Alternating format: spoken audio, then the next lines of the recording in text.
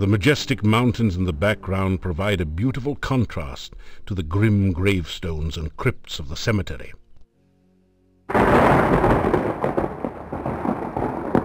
Two spare coffins await their customers here.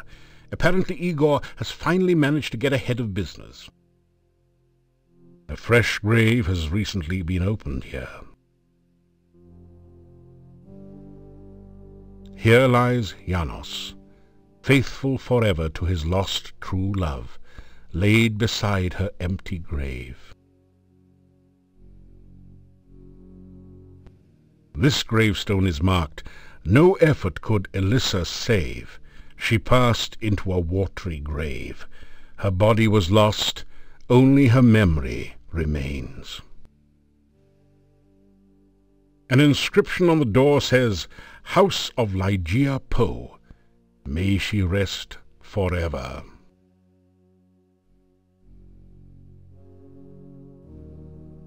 Great Scott, that rotting corpse sure gave you a fright. Fortunately, it was just a dead body, not some sort of horrible undead creature. Those only come out at night.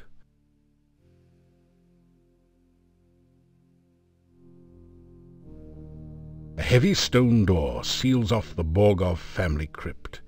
A relief carving on the door shows the crest of the House of Borgov.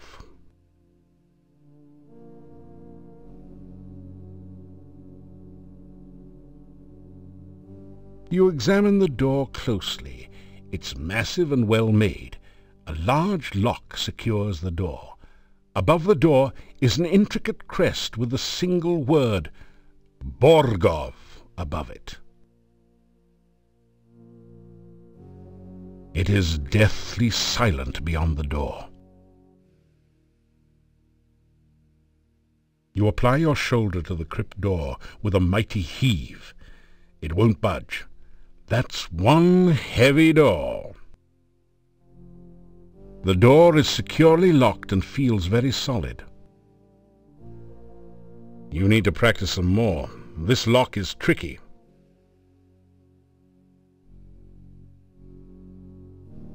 Arkan Tenna walked at night. Arkan saw his final sight.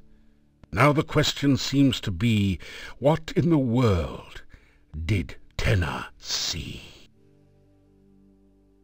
Here lies the body of Carrie Nation, who answered a vampire's invitation.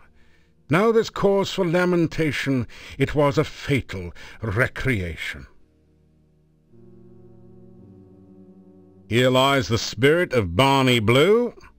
To his lover was untrue. So she knew just what to do. Fixed herself some Barney stew. The inscription on this headstone reads, "Michael Med bumped his head in another man's bed. Now he's dead. Rest in peace." This headstone reads, "On a dare, Pasha Sperry spent the night in the cemetery. Something gave him such a fright that now he sleeps here every night." You don't need a coffin yet. Igor will surely have one for you when it's your turn to be buried.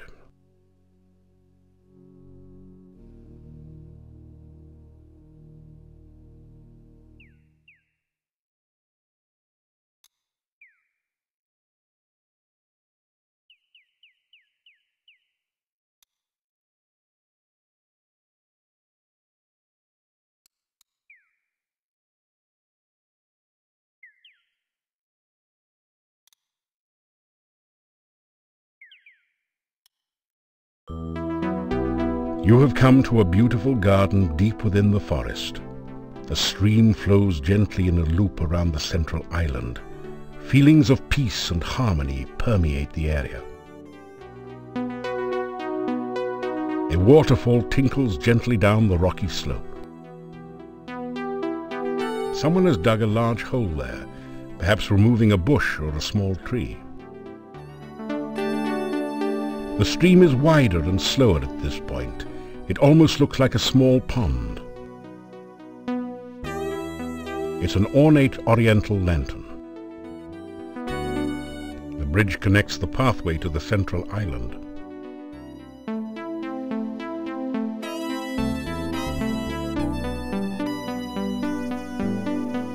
The fruit tree is laden with luscious-looking fruits of many kinds.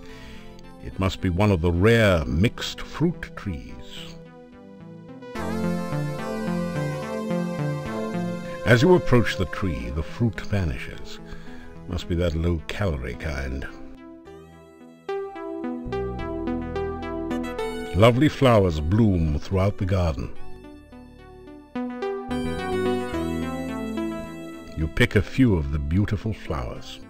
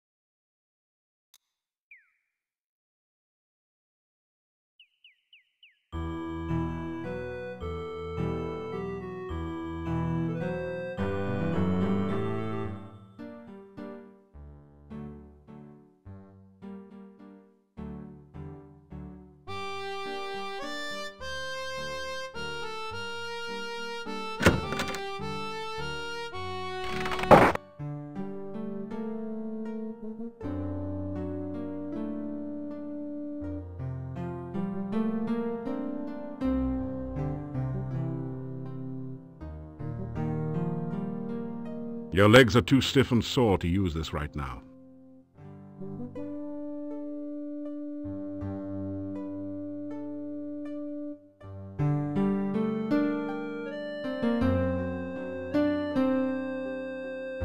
After some rest, you feel better.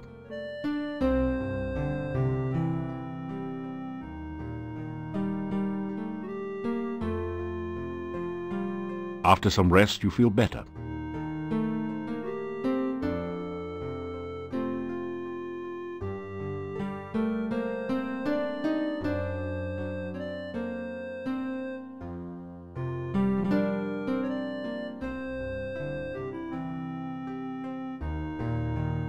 Well, that was fun. Now you feel like climbing something even higher, like Mount Tana.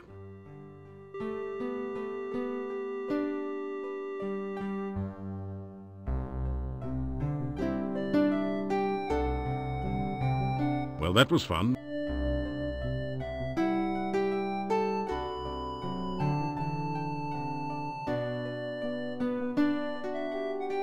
Well, that was fun.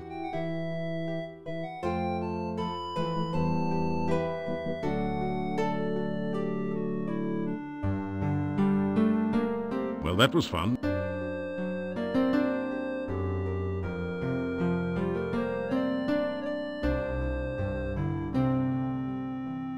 Well, that was fun.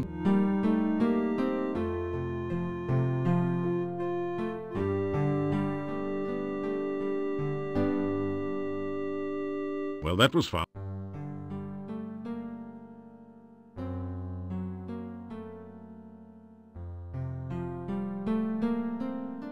Well, that was fun.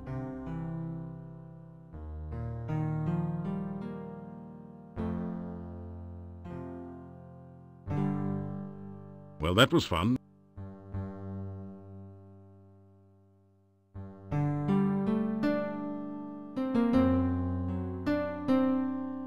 Well, that was fun.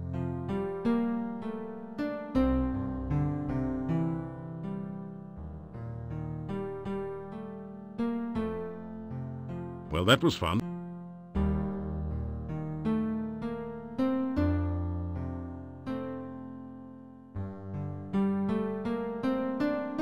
Well, that was fun.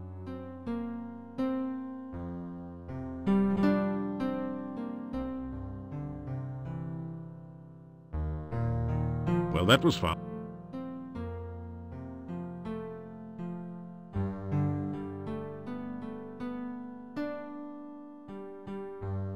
Well, that was fun.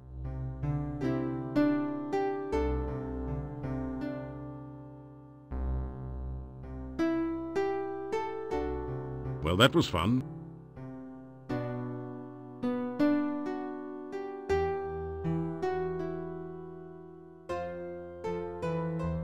Well, that was fun.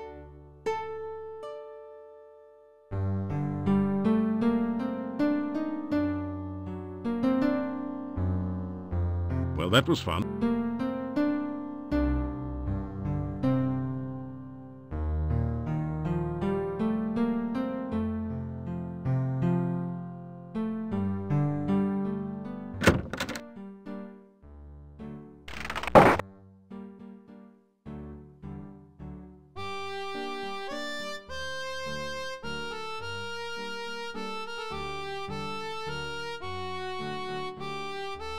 You hear movement on the other side of the door.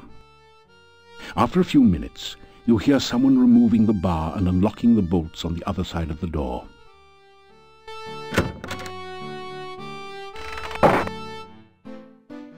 The inhabitants of the inn eye you suspiciously.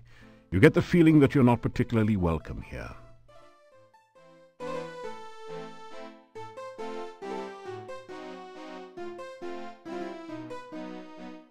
Tonight, for your dining pleasure, it is the traditional Moldavian chicken paprikash, delicately seasoned with locally grown paprika and garlic.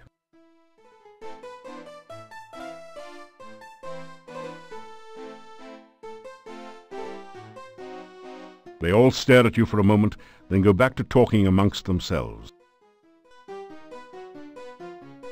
We do not believe in heroes in Mordavia.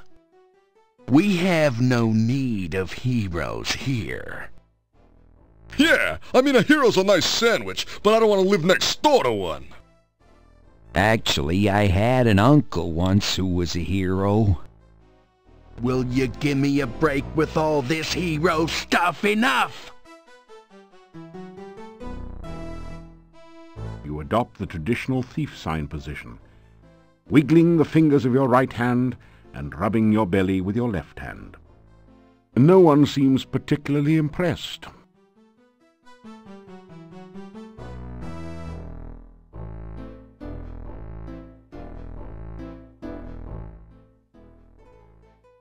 You know, we don't get many strangers here, now that the pass outside's been cut off. He's right. We don't trust ones who come here by unknown means. Yeah, particularly strangers we don't know. We tend to be kinda suspicious of strangers, and I think I'm looking at one right now. Yeah, that's why we made the sign that says strangers are unwelcome and unwanted. Right. And in our own subtle way, we try to get across the fact that we don't like 'em very much. Strangers bring bad luck. Strangers bring trouble. Actually, the last stranger brought a jester's hat and a staff, but we still don't trust him. Anything else you want to know, stranger?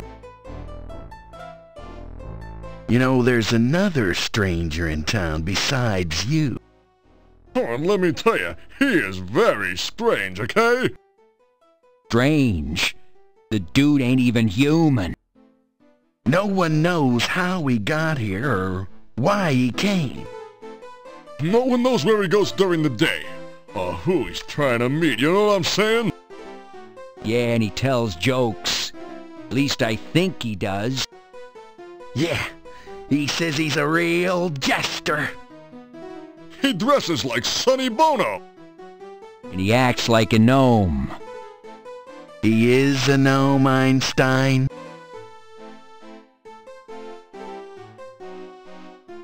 The town of Mordavia is a very safe place to be, gotta tell you. Oh yeah, you got nothing to fear within the walls of the town. Other than the old monastery. Yeah, the old monastery. As long as you don't venture into the old monastery, you'll be safe as milk in this town. Yeah, as long as you don't even think of getting near the old monastery, you're gonna be okay. Did I, mention the monastery door? Oh, yeah, right, the monastery door. Look, as long as you don't go near the monastery door... In fact, nowhere near the monastery. Don't even think about it. You'll be perfectly safe in the town of Mordavia. Hey, look, there's nothing wrong with us. Yeah, we're okay. We've been tested. Well, to tell you the truth, I do feel a cold sore coming on. Hey, Mordavia nights are dangerous. Oh, he's right, you know. Nobody goes out at night, except my girlfriend, but she's working. Her and a few ghosts, and revenants, a wraith, and vampire or two. Hold it, put it in park. There are no vampires in Mordavia. Vampires in Moldavia. Who ever heard of such nonsense? I hate to burst your bubble, but my Uncle Fred was bitten by a vampire once. Your Uncle Fred's alive and well and retired till Silmaria. Hello? Yeah, I know him. He sends you a postcard every harvest time saying, "Where's my $20?" Well, he had a miraculous recovery.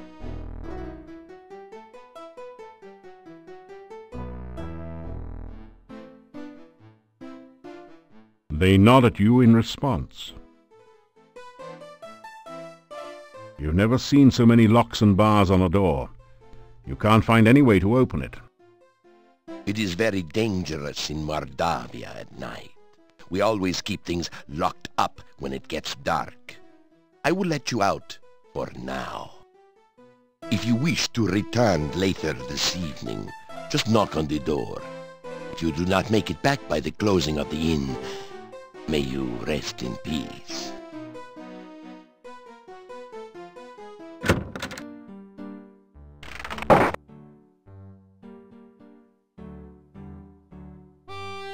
The stone carvings on the dark building seem to writhe in the moonlight.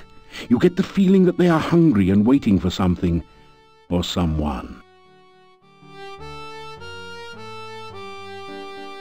This is a bas-relief of a strange creature. It looks like an octopus with only 6 tentacles. You have a creepy feeling as if it is looking right back at you.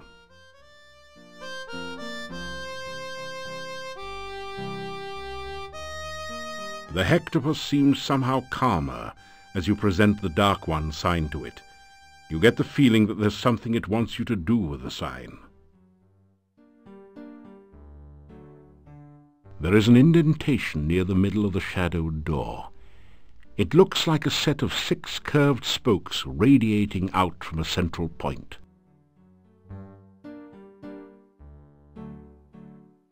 You push the Dark One sign into the indentation on the door. It fits perfectly.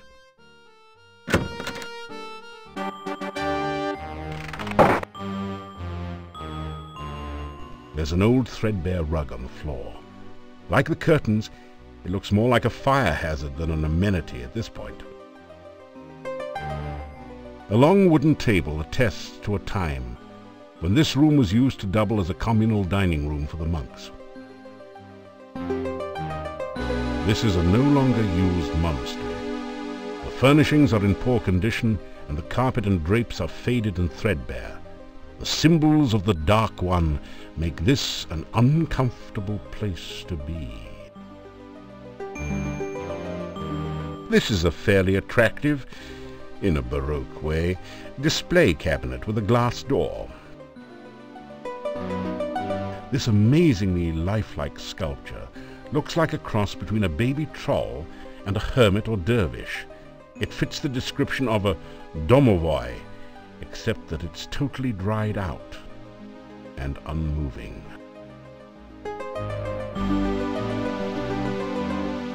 A long wooden table attests to a time when this room was used to double as a communal dining room for the monks. The fireplace looks as though it hasn't been used in years. There are no logs on the log holders, nor is there any sign of ashes or other debris. There are some small scratches on the stone underneath this brass log holder. It's a 6-tentacled, octopus-like creature. I guess you'd call it a hexapod. Unless you like cats, then you might call it a hexapus. The bas-relief depicts a scarab beetle, sacred to the Shapirians as the keeper of the sun, mostly due to certain unsavory habits having to do with dung balls. The chandeliers once provided light in this dark, somber room. Now they are crusted over with something you'd rather not investigate closely. They are now quite useless. That's one of the windows you could see from the street.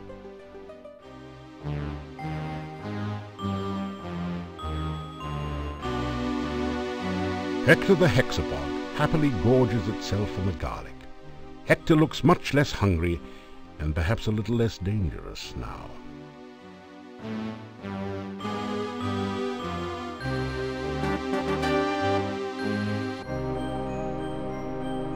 There is a cold feeling down here that chills your bones and sets the hairs on the nape of your neck on end.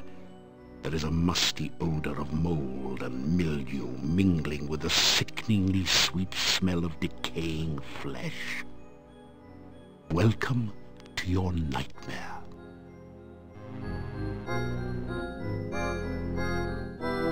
Above the altar is the sign of the Dark One, surrounded by arcane letters. A notch next to the A makes you think that perhaps that is some sort of starting point for the letters. There is a huge book on the altar. The binding looks like stretched human skin, with letters and markings written in dried blood. The letters spell out Necrophilicon. What could that mean? Oh, that's it. Something like the Silmarillion for of the love of death. There's something very, very wrong and dangerous about this book. These bizarre creatures are only stone carvings, you hope. You've seen some pretty ridiculous things in your time, and that's certainly one of them. You see a small statue that matches the description that the chief thief gave you.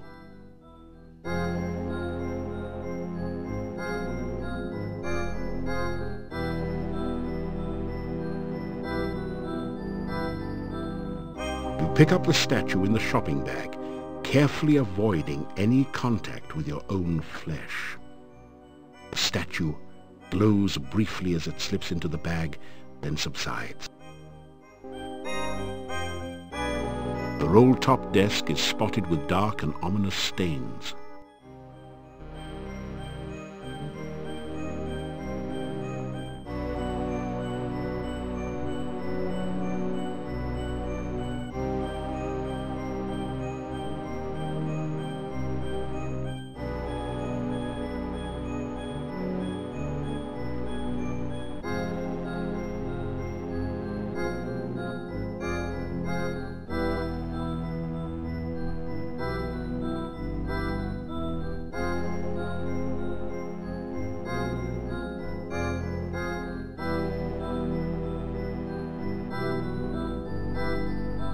You rifle through the Mad Monk's desk and find the diary of Amontillado. Boy, was this guy wacko. Reading this makes your head hurt. However, it does give you some information about the Dark One rituals. It said something about the first ritual being placed within the Mad Monk's tombstone, there to be forever guarded by followers. The second ritual shall be placed in the Stone of Squids, and revealed only by the light of a dead child's soul.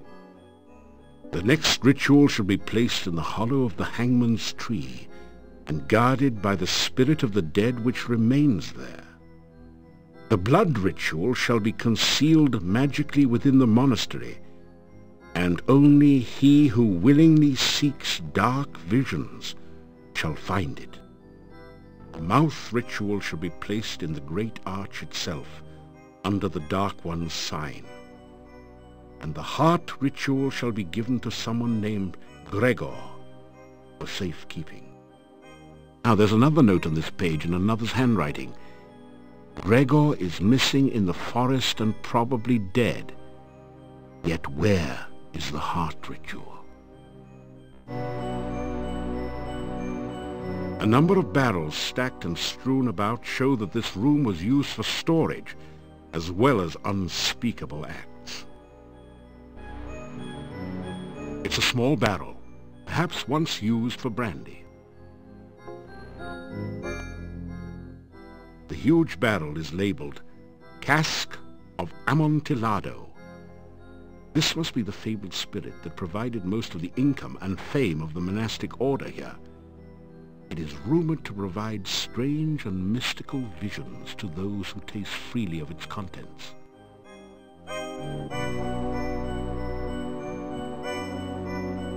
You tap the huge cask of Amontillado. This is the strongest stuff you've ever tasted, assuming that you're not an aficionado of dragon's breath. Bottoms up.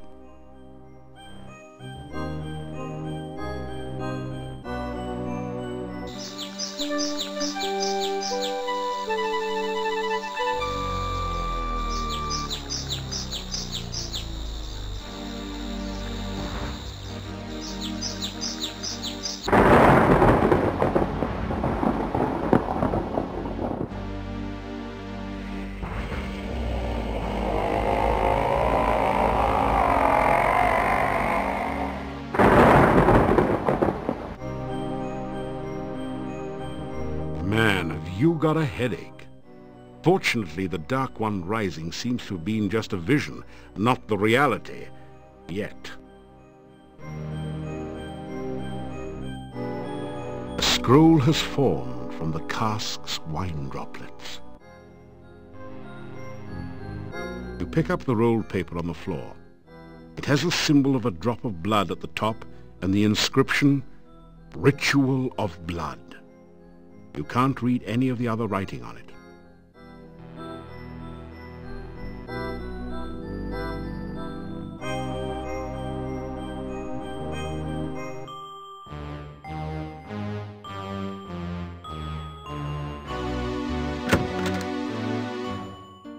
You retrieve the Dark One sign from the monastery door, then quickly step away before the Hectopus can react.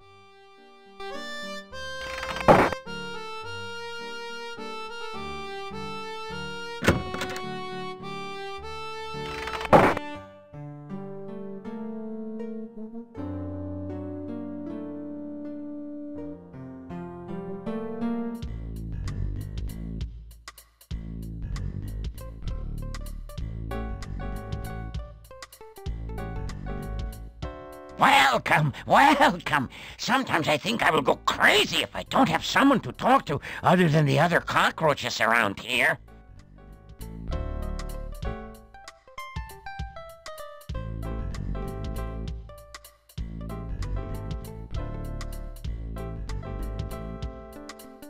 Wonderful, wonderful. I won't have to scuttle in the shadows all the time. I won't have to have unsavory eating practices. Thank you so very much.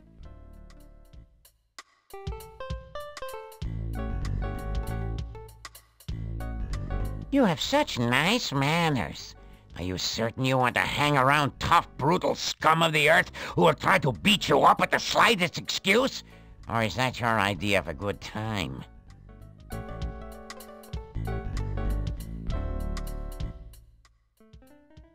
I am all right, I guess, but I'm having a difficult time adjusting to walking on two legs again. Other than the fact that there are no other thieves here, and that we are not likely to get any in the near future, this is a wonderful guild. If you excuse the fact we can't fence anything here either. There is a secret passage to the castle from the Boyar's crypt in the graveyard. There is a special way to open this secret door. Something involving colors and the Borgov family crest, I think. You must be very careful. I know nothing of the people who now live in the castle. Only that the last thieves to break in never returned.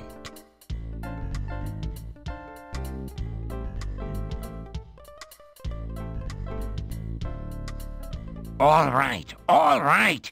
I know I was getting careless. I am going to make certain no one ever touches that statue again. At least not by accident.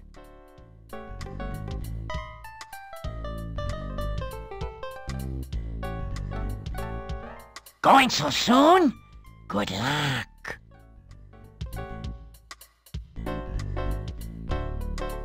You find 3 throwing daggers. That's peculiar. You could have sworn you took everything of value last time you were here.